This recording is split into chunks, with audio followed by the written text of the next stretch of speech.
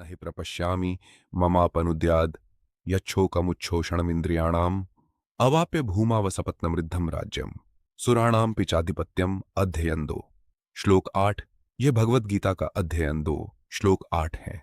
मुझे ऐसा कोई उपाय नहीं सूझता जो मेरी इंद्रियों को सुखाने वाले इस शोक को दूर कर सके। यदि मैं धन संपदा से भरपूर इस पृथ्वी पर निष्कंटक राज्य प्राप्त कर लेता हूं या देवताओं जैसा प्रभुत्व प्राप्त कर लेता हूं, तब भी मैं इस शोक को दूर करने में समर्थ नहीं हो पाऊंगा। जब हम किसी विपत्ति में फंस जाते हैं, तब हमारी बुद्धि उस विपत्ति के कारणों का विश्लेषण करने लगती है। जब आगे कोई उपाय नहीं सूझता और रास्ते बंद हो जाते हैं, तब विषाद उत्पन्न होता है, क्योंकि अर्जुन की यह समस्या उसकी बुद्धि की क्षमता से परे है और उसका लौकिक ज्ञान उसे दुख के महासागर में से निकालने के लिए अपर्याप्त है। श्री कृष्ण को गुरु के रूप में स्वीकार कर अर्जुन अब अपनी दयनीय दशा प्रकट करने के लिए अपना हृदय उनके सम्मुख उड़ेल देता है। अर्जुन की इस दशा को उत्तम नहीं कहा जा सकता। कभी कभी हमें भी अपनी जीवन यात्रा में ऐसी परिस्थितियों का सामना करना पड़ता है।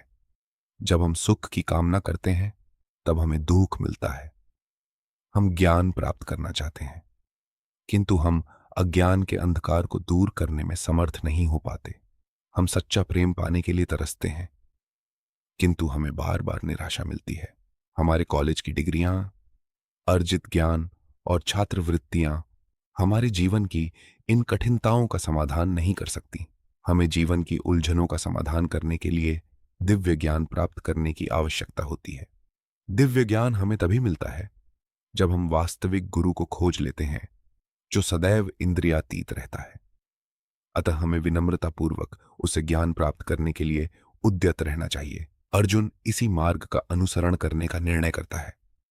अंत में सबको जय श्री कृष्ण, जय श्री राम।